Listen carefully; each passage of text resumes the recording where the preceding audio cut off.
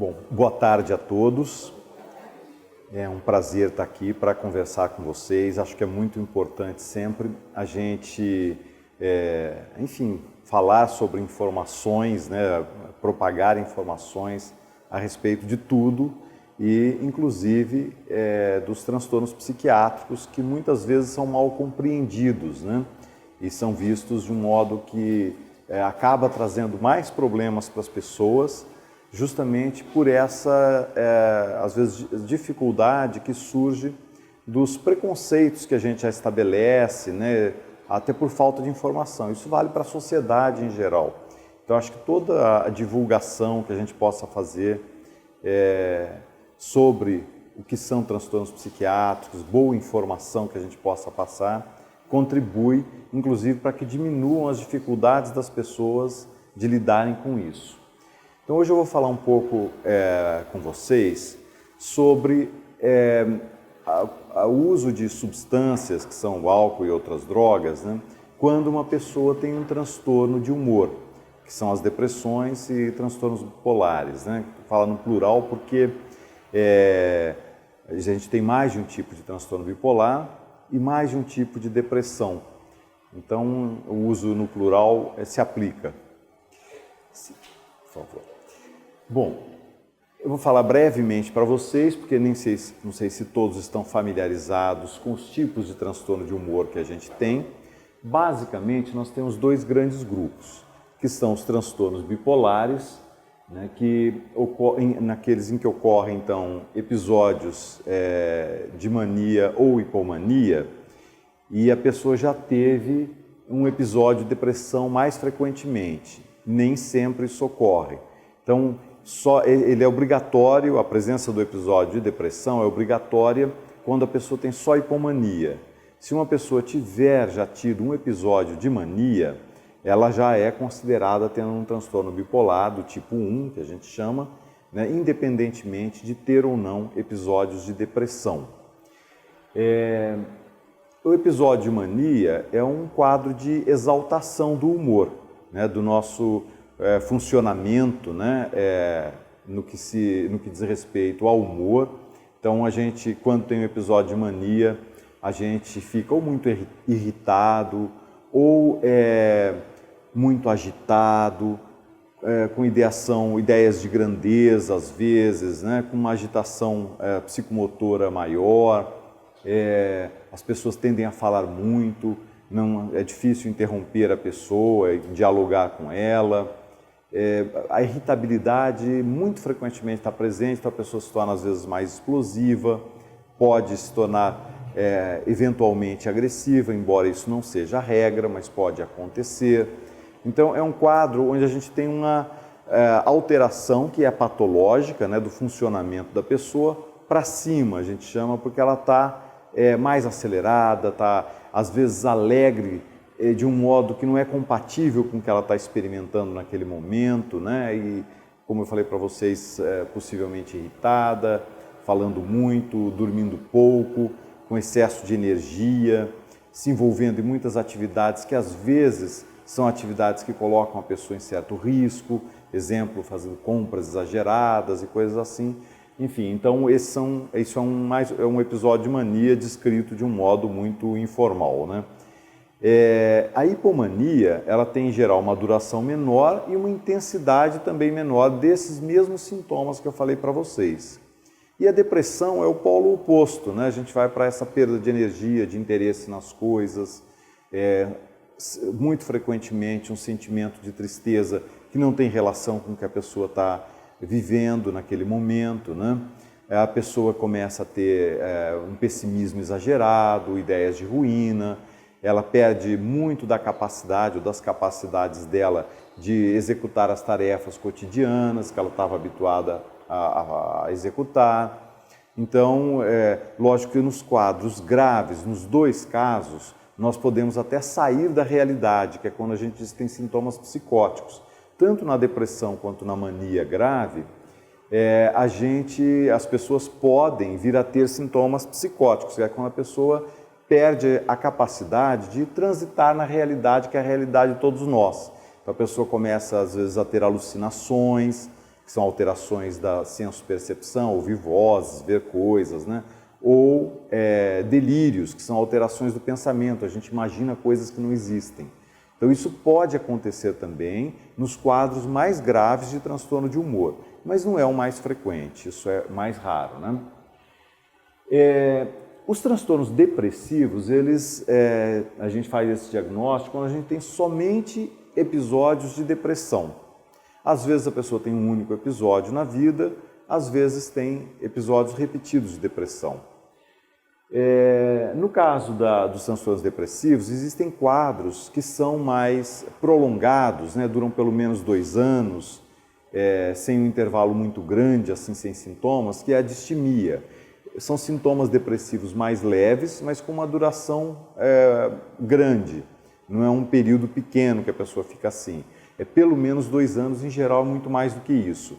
No caso dos transtornos bipolares, isso se chama ciclotimia, ocorre do mesmo modo, quer dizer, são períodos de pelo menos 2 anos em que há muita oscilação do humor, como se fosse uma hipomania e uma depressão muito leve, né? A pessoa fica oscilando entre esses modos de funcionamento e isso acaba sendo prejudicial para a vida da pessoa, né? Para o funcionamento global da pessoa. Frequentemente, os transtornos de humor são problemas recorrentes, eles voltam de vez em quando, né? Então a pessoa tem um episódio de mania agora, daqui a um tempo ela pode ter um episódio de depressão, depois um episódio de hipomania, às vezes um estado misto, onde a pessoa tem sintomas dos dois. Então isso, geralmente, quem tem transtorno bipolar vai ter várias vezes na vida episódios de desregulação do humor. Quem tem a depressão recorrente também, só que vai ter só sintomas depressivos, né? Normalmente, então isso vai implicar em tratamentos que às vezes são muito longos e às vezes duram a vida toda. Então as pessoas que têm transtornos de humor, especialmente transtorno bipolar, normalmente vai ter tratamento por muito, muito tempo ao longo de sua vida. Bom, com frequência, uma pessoa que tem o transtorno de humor, ela pode ter outros transtornos psiquiátricos que acontecem juntamente com o transtorno de humor e que a gente chama de comorbidade. Então, comorbidade é isso, é um outro problema de saúde que a pessoa tenha, que aconteça simultaneamente, né? Os dois existem durante o mesmo tempo, embora não necessariamente com sintomas durante o mesmo tempo, mas eles existem ali durante aquele mesmo tempo e um interfere com o outro. Isso é importante na definição de comorbidade. Então, no caso dos transtornos de humor, nós temos várias comorbidades possíveis, como, por exemplo, transtornos de ansiedade, que muito frequentemente aparecem em pessoas que têm também transtornos de humor, transtorno depressivo recorrente ou um transtorno bipolar. O problema de uso de substâncias talvez seja a comorbidade mais comum, pelo menos nos transtornos bipolares, né? É o que aparece com maior frequência e depois vem os transtornos de ansiedade. Com a depressão também é uma comorbidade frequente, embora não tanto quanto com o transtorno bipolar. Quando eu falo em substâncias aqui, eu falei inicialmente isso, mas é importante frisar, eu estou me referindo a álcool, drogas que a gente conhece como as drogas ilícitas, né? Maconha, cocaína, crack, opioides, né? Que é a heroína, que a gente tem pouco aqui, êxtase, enfim, tem uma infinidade aí de drogas, ou pelo menos um número muito grande, né? Que são essas drogas que as pessoas chamam às vezes de drogas de abuso, então estão incluídas nesse termo substâncias que eu estou usando. E o tabaco também. O tabaco também é uma substância que causa dano à saúde, potencialmente, é considerado uma droga e que inclusive dá muita dependência, como todos nós sabemos, né? Muitas dessas drogas são usadas de um modo que até era um termo de definição também desse tipo de substância, que é recreativamente. As pessoas usam buscando diversão, né? Sensações diferentes daquelas que elas têm cotidianamente. E hoje esse termo é um pouco menos usado, porque às vezes isso amaina um pouco o sentido, a gravidade, né, que tem ou pode ter o uso dessas substâncias na vida da pessoa. Independentemente, né, da pessoa ter um outro problema de saúde mental, o uso de drogas, vamos chamar de ilícitas, é sempre um risco grande para a saúde e para o bem-estar das pessoas. Mesmo aquelas pessoas que não têm o que a gente pode chamar de dependência, por exemplo, de uma droga. Mesmo para essas pessoas, muita gente fala, mas eu uso só de vez em quando, só quando eu quero, né? Esse usar quando eu quero é algo muito perigoso, porque as drogas, elas têm propriedades químicas que vão fazer com que a nossa relação com elas, então quando a gente usa essas drogas, o nosso organismo se modifique, se adapte à presença delas e esse organismo passa a exigir que a gente use outra vez essas drogas, que isso é mais ou menos a dependência. Então, o uso dessas drogas, maconha, crack, cocaína, êxtase é um pouco menos, mas também, né? Mas os opioides, muito, enfim, todas essas substâncias que são as drogas, ele é sempre muito arriscado, independentemente da gente ter um outro problema de saúde, mental ou não. Quando a gente tem um transtorno psiquiátrico acontecendo junto, aí o risco é maior ainda.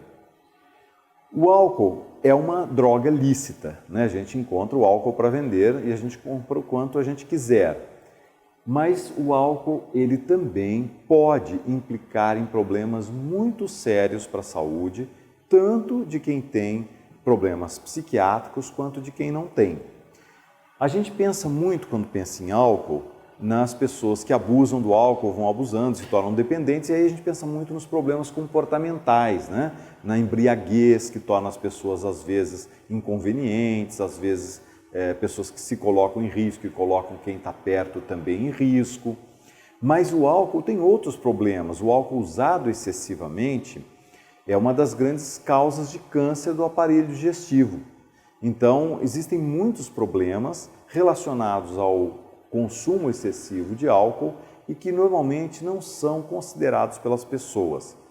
Quando a gente também tem, então, um outro problema, um transtorno de saúde mental, mais arriscado ainda é o consumo do álcool. Embora a gente pense, bom, mas a gente pode beber socialmente, né? Você vai a uma festa, tomar um drink, isso não significa necessariamente que você vá ter um problema de consumo, com o consumo de álcool, mas quando a gente bebe muito frequentemente, todos nós nos colocamos em risco de fazermos um uso danoso à nossa saúde. O tabaco é sempre nocivo, né? Fumar é sempre algo que vai aumentar o risco, pelo menos, da pessoa ter um câncer pulmonar.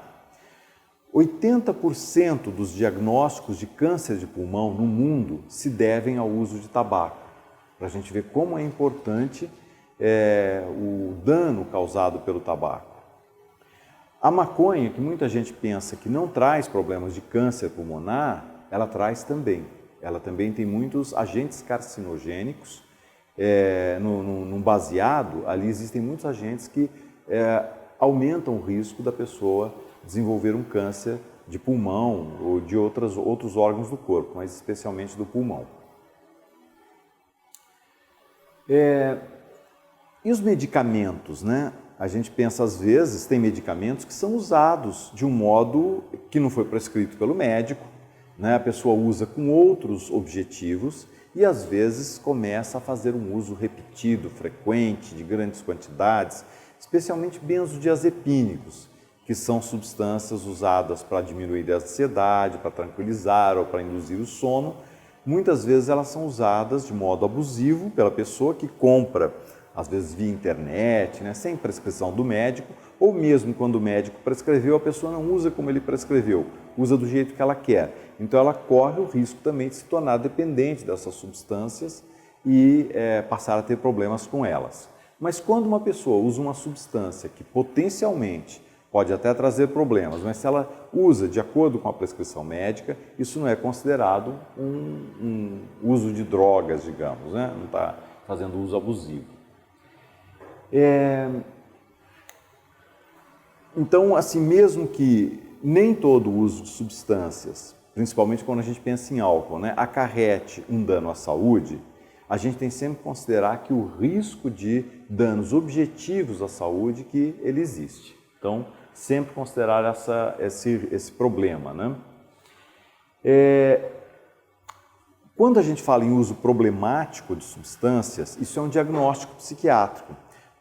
E é importante aí que haja avaliação por parte de profissionais de saúde mental, especialmente do médico psiquiatra.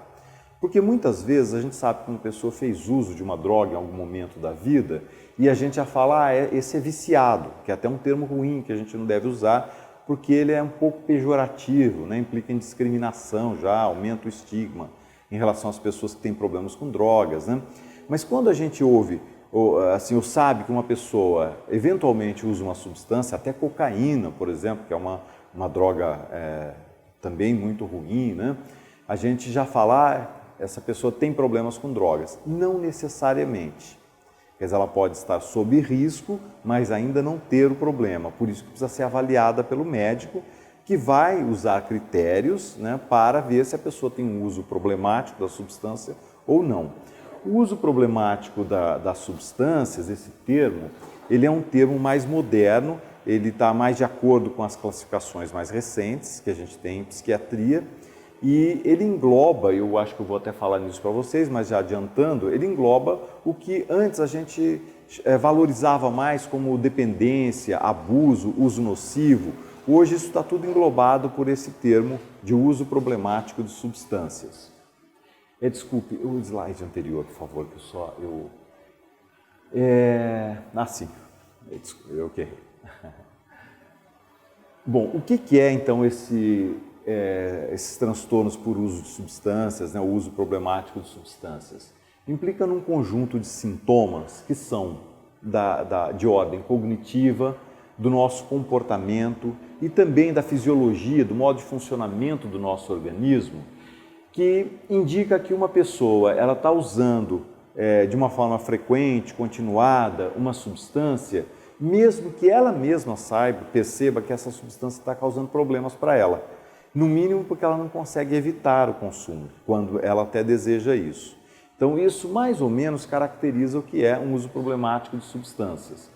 Como eu falei para vocês, engloba o que a gente chama de dependência, o abuso de drogas e também uso nocivo, que é de uma outra classificação, que eram considerados problemas menos graves do que a dependência, mas que também eram problemas importantes quando a gente falava em drogas e álcool.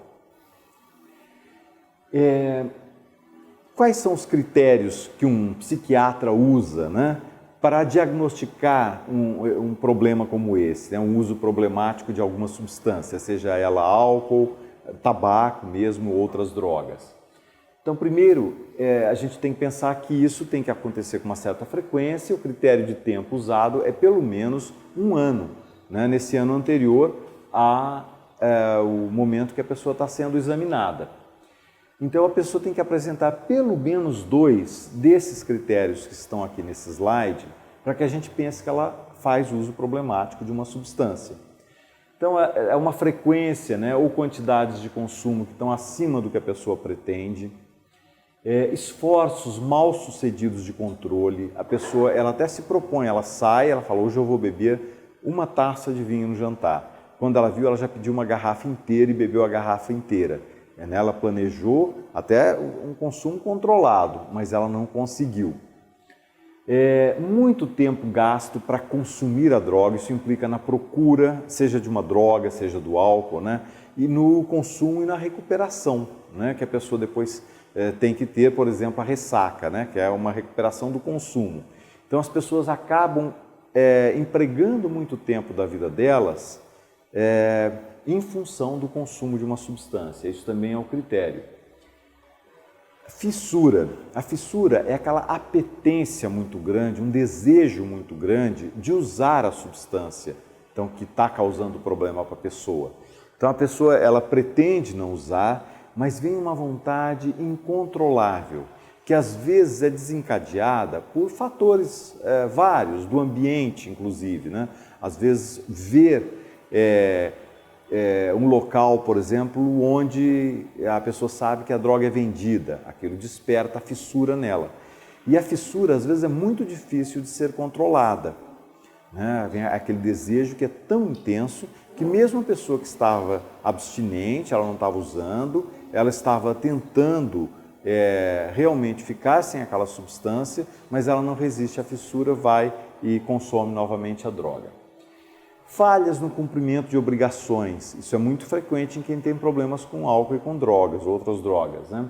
As pessoas começam a faltar ao trabalho, não estudam mais bem quando elas estão estudando, mesmo compromissos sociais, às vezes a vida familiar começa a ficar prejudicada, a pessoa não mais se relaciona com a proximidade com que ela se relacionava com outras pessoas.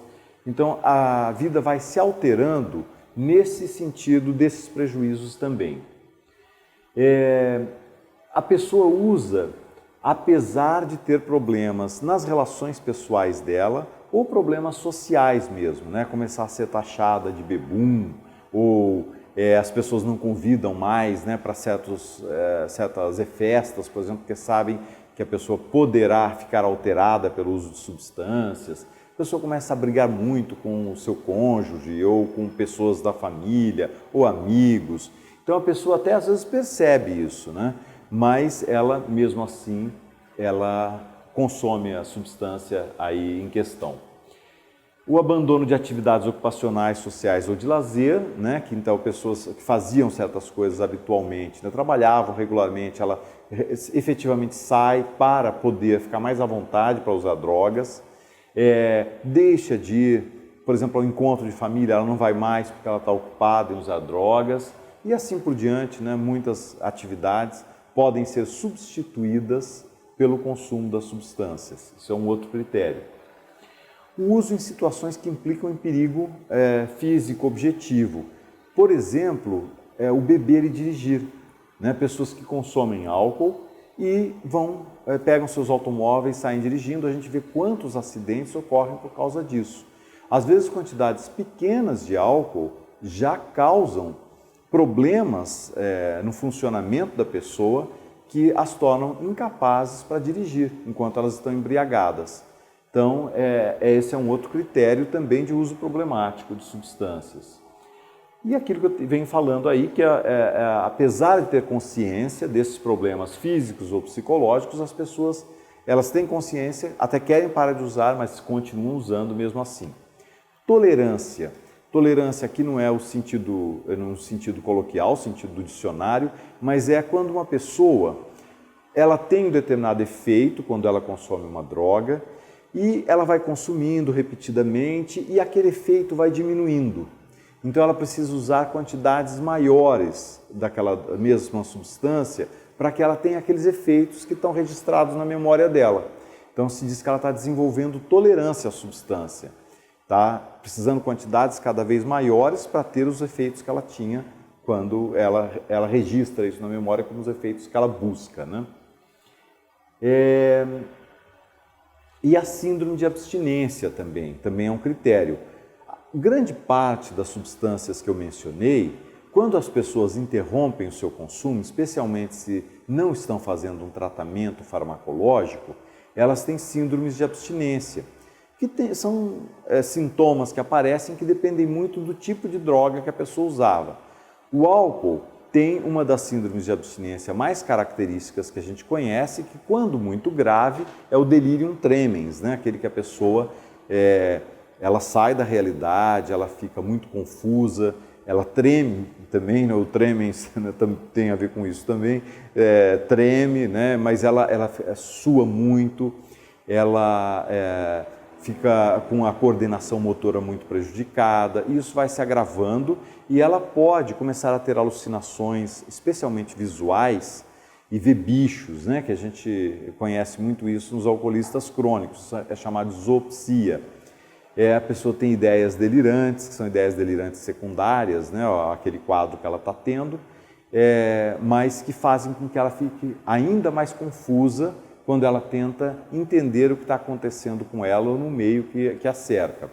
Então são quadros muito graves que existem porque a pessoa está dependente do álcool, está fazendo um uso problemático muito grave e o organismo dela estava adaptado àquela substância e quando ela interrompe ou tem uma intercorrência clínica, um problema de saúde, esses sintomas aparecem e põem em risco a vida da pessoa se ela não for tratada. Outras drogas dão outros sintomas de abstinência, normalmente são menos graves do que os do álcool, mas também dão sintomas de abstinência. A síndrome de abstinência é muito importante, é importante que seja diagnosticada, porque muitas vezes ela leva a pessoa a fazer o consumo continuado para evitar aqueles sintomas da síndrome de abstinência.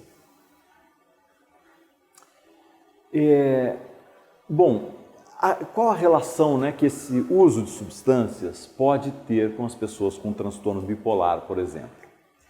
Um dos grandes problemas é dificultar já o diagnóstico. A pessoa vai ao médico e ela está tendo uma porção de sintomas que poderiam ser de um transtorno de humor, a gente pensa, né, de um transtorno bipolar, que é o caso aqui, ou do efeito de uma substância ou da falta, da síndrome de abstinência da substância. Então, a gente sabendo que a pessoa usa uma substância, a gente já tem que considerar isso, e se a gente não souber, mais às cegas ainda a gente fica, porque a gente vê acontecendo uma coisa que a gente não entende muito bem por que está acontecendo. Então, uma pessoa que tem um transtorno de humor e também usa substâncias, vai ser difícil para o médico, muitas vezes, saber o que é do transtorno de humor e o que é da substância que ela está usando. As pessoas que usam drogas e álcool de um modo excessivo, elas muito frequentemente têm dificuldades de encarar esse problema. Elas tentam fugir um pouco dessa situação em que elas têm que encarar, lidar com isso, tentar reduzir ou suspender o consumo. Então elas vão evitar também as pessoas que ficam tentando fazer com que elas parem de usar. Muitas vezes o médico tem esse papel. Então, o uso de substâncias prejudica a relação, a aliança terapêutica que a gente chama entre o médico e o paciente. Então, uma pessoa que tem um transtorno bipolar, está se tratando, já existem as dificuldades inerentes ao tratamento do transtorno bipolar em si. Muitas pessoas não querem, ninguém de nós quer ter uma doença crônica, né? E quando a gente tem que encarar isso, saber, bom, isso faz parte da realidade da vida, né? A gente tem, como existem muitas doenças que existem para a vida toda ou para grande parte da vida, a gente tem que considerar isso e se tratar adequadamente. Isso quando a gente amadurece, né, a reflexão sobre o problema que a gente chega a isso. Mas às vezes a gente leva um tempo grande até chegar a essa situação em que a gente pensa, bom, tem um problema, que é um problema crônico, eu tenho que tratar cronicamente. Então as pessoas, elas também têm dificuldade de estabelecer essa relação terapêutica, essa aliança terapêutica com o médico. Então essa dificuldade ela é aumentada quando há concomitantemente o uso de álcool ou outras drogas. Muitas pessoas com problemas com consumo de álcool ou outras drogas, elas têm um transtorno de humor que não foi devidamente diagnosticado. Então isso acontece com uma certa frequência. Tanto as pessoas que convivem com a pessoa que estaria fazendo uso, digamos, problemático dessa substância, elas olham e só veem o uso problemático, quanto os médicos, às vezes, que avaliam a pessoa. E a gente não considera que aquela pessoa pode estar fazendo aquele uso porque ela está tendo já alguma dificuldade em outra esfera que, se tratada, facilitaria também o controle, né, do uso de substâncias. Então isso ocorre nesse sentido e ocorre no sentido inverso também.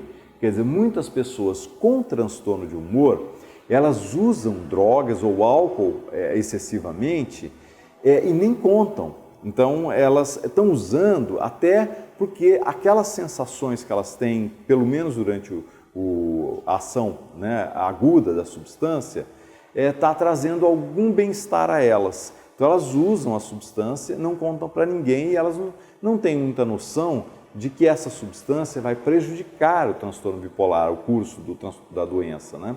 E elas acabam usando, às vezes não falam nem para os familiares nem para o médico e fazem isso. No caso do transtorno bipolar, em que o uso de substâncias pode ser prejudicial, né?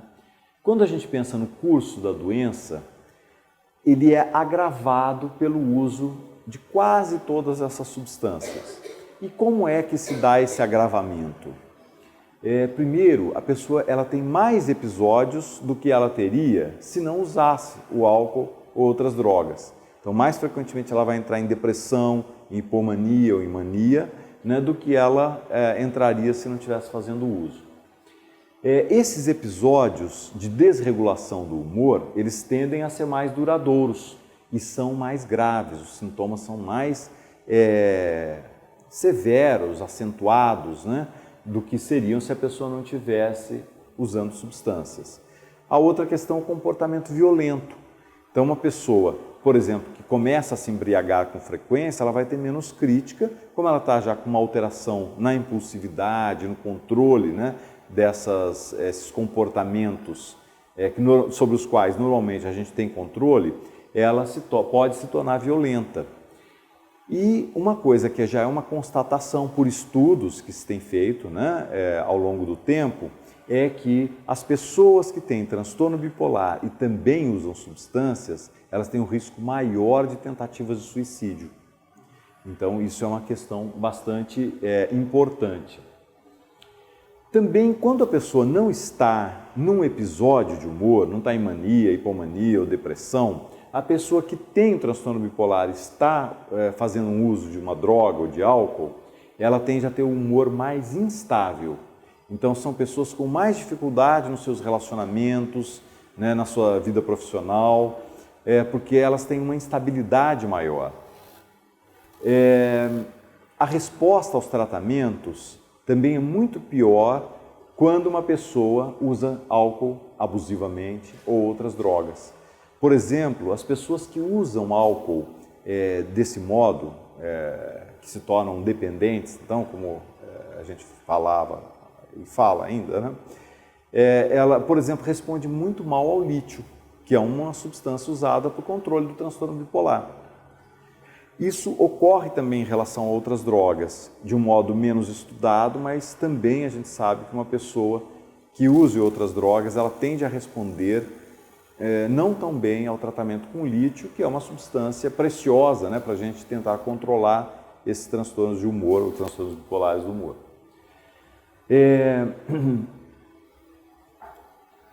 As pessoas que têm um transtorno de humor, elas têm uma dificuldade adicional quando elas tentam controlar o consumo de substâncias, porque a própria desregulação do humor é um fator de risco para que a pessoa vá buscar a substância ou para o prazer ou para aliviar de alguma maneira o desconforto que ela está tendo, ao invés de procurar o seu médico e falar sobre isso com ele e tentar alguma coisa dentro do tratamento que alivie os sentimentos desagradáveis que a pessoa está tendo, né? Uma coisa importante, assim, as pessoas que têm uma vulnerabilidade para ter um transtorno bipolar, que é o caso, a gente tem na família vários casos, né, de transtorno bipolar. A pessoa que não usa drogas, pode ser que ela tenha vulnerabilidade herdada, né, porque na família dela muita gente tem, pode ser que ela tenha recebido isso como herança, mas ela não vai abrir a doença, ela não vai ter a doença, ela tem só a vulnerabilidade. Isso pode ocorrer, né? Se uma pessoa nessas condições usa drogas, ela pode desencadear a doença quando ela não a teria se não usasse drogas. Ou ela teria essa doença iria aparecer mais tarde na vida, ela antecipa a doença. Então a doença eclode muito antes e a eclosão muito precoce dificulta o tratamento, né? E também torna o curso da doença mais difícil de manejo para a própria pessoa. Então a droga prejudica também nesse sentido.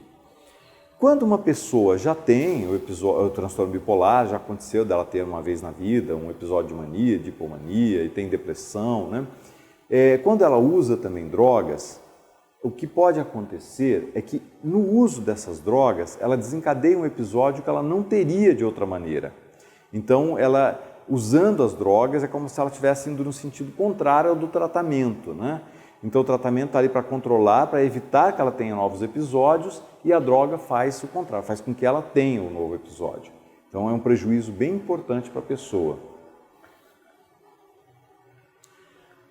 O uso problemático então, de substâncias é até 10 vezes mais frequente em pessoas que têm transtorno bipolar do que na população geral, as pessoas que não têm transtorno bipolar ou outro transtorno de humor.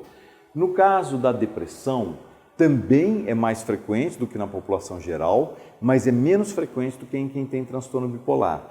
Então, quem tem um transtorno do humor bipolar tem que ser muito cuidadoso, evitar muito o risco, né, de se tornar um usuário problemático de álcool ou de outras drogas. Porque a gente vê que a vulnerabilidade dela é muito grande para isso, 10 vezes maior do que na população geral.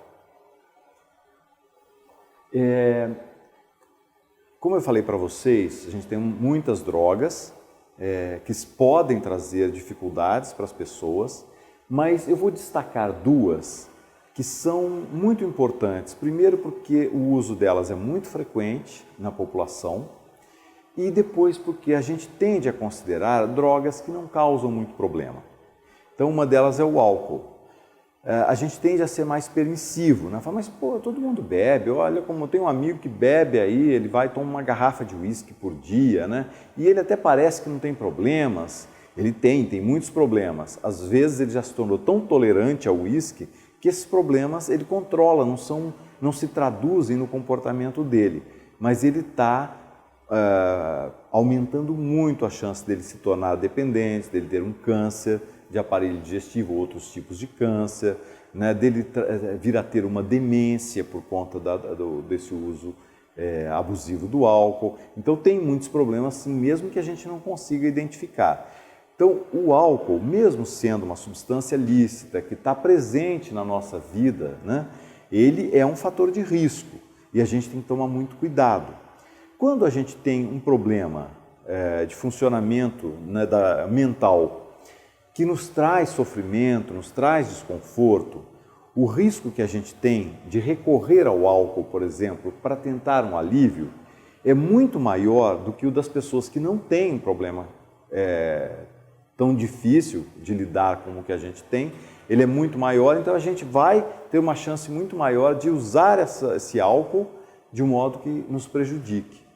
Então, pessoas que têm transtorno de humor, isso vale para as depressões também, elas devem evitar o álcool, porque elas correm esse risco de nem perceberem que elas estão usando o álcool na busca de alívio, né, do desconforto delas, e elas acabam percorrendo um caminho que as levará a uma condição que depois se torna crônica, em que esse uso é um problema de saúde e por si. E a maconha também. A maconha é uma droga que causa dependência, embora muita gente pense que não, né? Causa dependência e causa vários tipos de danos à saúde. Um problema que é muito comum na maconha e é pouco falado se chama síndrome amotivacional. A pessoa que é usuária de maconha, ela começa a se desinteressar por coisas da vida dela que fariam com que ela tivesse uma vida melhor, ela tivesse mais adaptada ao mundo. Por exemplo, estudar, trabalhar, se esforçar num relacionamento para entender o que outra pessoa espera dela, o que ela espera da pessoa, para ter um relacionamento mais claro, mais aberto, enfim. Tudo isso vai ficando prejudicado e a pessoa começa a ter menos motivação para um bom desempenho, digamos, em diversas áreas da vida dela. Ela vai se tornando meio indiferente às coisas. Começa a ser muito menos produtiva. Isso começa a trazer problemas também, mas ela dificilmente liga uma coisa à outra. Então a pessoa não percebe que ela está com aquelas dificuldades no funcionamento psicossocial dela por conta da maconha, mas a maconha é que é a responsável. A pessoa tem problemas cognitivos também, memória, por exemplo, né, começa a ficar alterada, mas a pessoa também não percebe muito, ela não atribui a maconha. E quando uma pessoa tem, por exemplo, um transtorno de humor, a maconha ela faz com que esses sintomas de humor possam ser mais graves. E aí alguém pode pensar, bom, mas olha, eu ouvi dizer que a maconha está sendo usada terapeuticamente para tratar muitas condições, inclusive problemas psiquiátricos. Na verdade, não é a maconha, a planta a maconha, mas é uma das substâncias contidas nessa planta, que chama canabidiol, que é uma substância, sim, com potencial terapêutico para várias condições mórbidas de saúde, ou vários problemas de saúde. Problemas tanto mentais quanto não mentais, né? Então, no tratamento, por exemplo, das epilepsias, né, a gente sabe que a maconha, a planta, ela tem ali pelo menos uma substância que pode ajudar, mas ela tem outras substâncias que são muito ruins. E a substância mais psicoativa dela, que se chama delta-9-tetrahidrocannabinol, é muito prejudicial na evolução dos transtornos psiquiátricos. Então, no caso do transtorno bipolar, como eu já falei para vocês, quer dizer, pode causar todos aqueles problemas que eu já falei, e ainda um outro que eu não mencionei, que é a produção de sintomas psicóticos quando, por exemplo, a pessoa tem um episódio de mania.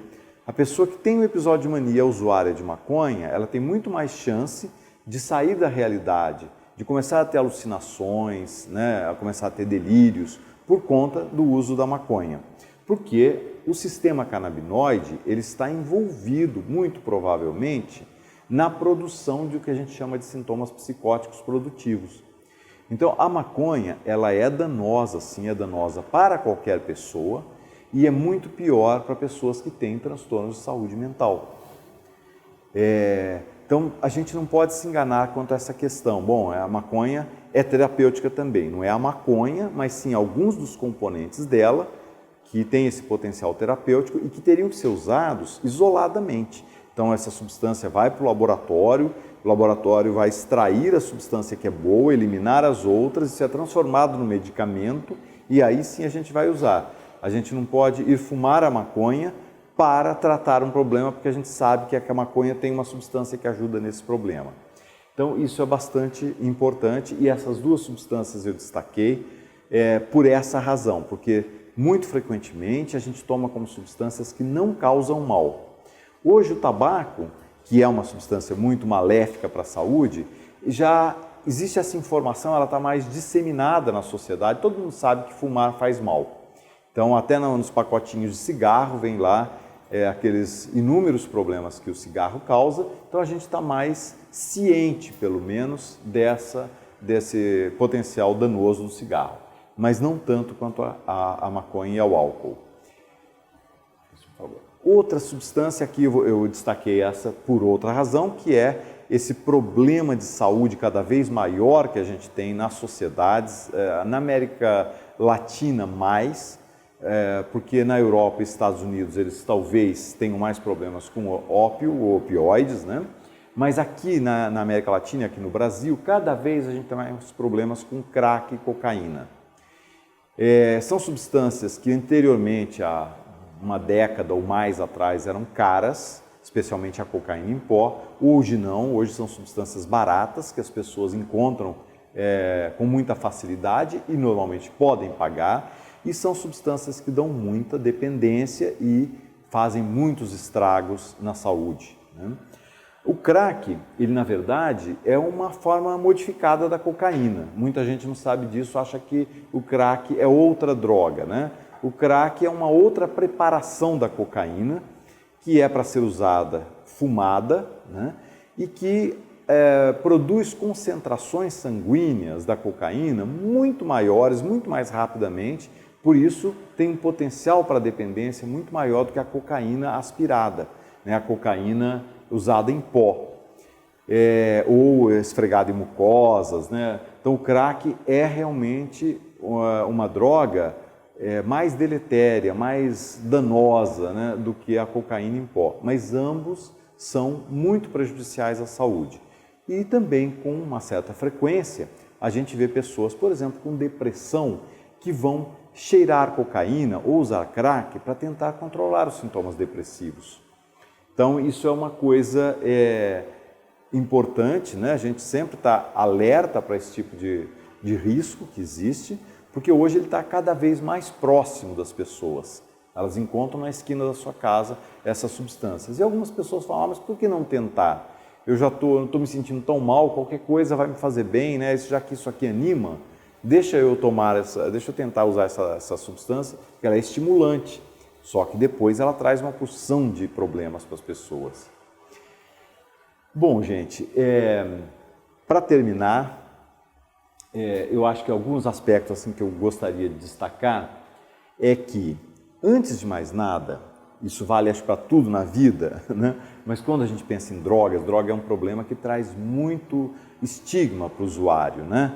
As pessoas que usam drogas, que usam substâncias, ou mesmo uma pessoa que bebe excessivamente, ela é muito mal vista, né, dentro do seu meio. E muitas vezes ela é abandonada mesmo, as pessoas querem distância dessas pessoas, porque em função dos preconceitos, a gente acha que a pessoa faz aquilo porque ela quer, né? Se ela quisesse, ela se controlaria, não causaria esses problemas, né, que ela está causando. Então, não é bem assim. A gente tem que evitar essas atitudes mais preconceituosas com as pessoas, né? Vamos tentar entender por que ela está passando por aquele problema e tentar ajudar. E não olhar para essa pessoa com uma atitude mais moralista, condenatória, né? Que a gente tende a fazer isso até para afastar o problema da gente. E se a gente está usando, também o autoestigma funciona. A gente também se desqualifica, né, por conta de estar fazendo esse uso. Então, a gente tem que se livrar das atitudes mais preconceituosas.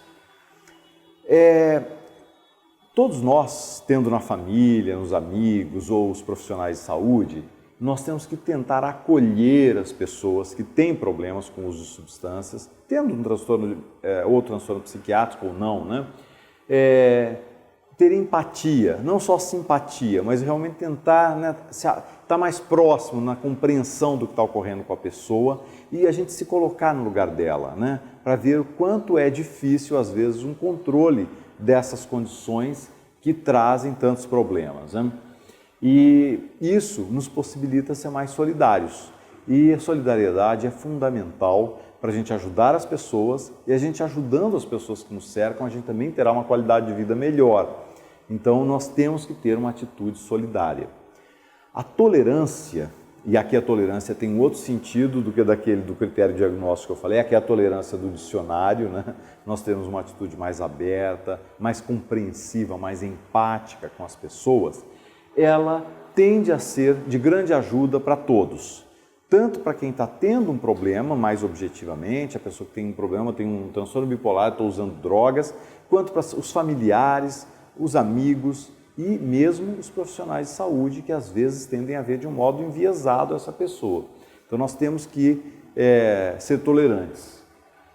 E não podemos ter medo de enfrentar as dificuldades que estão presentes na vida da gente. Seja uma doença, né, de uma ordem física, ali a gente está com um problema, estou com, enfim, um problema, eu tenho hipotireoidismo, por exemplo, então tenho um problema que é crônico, né?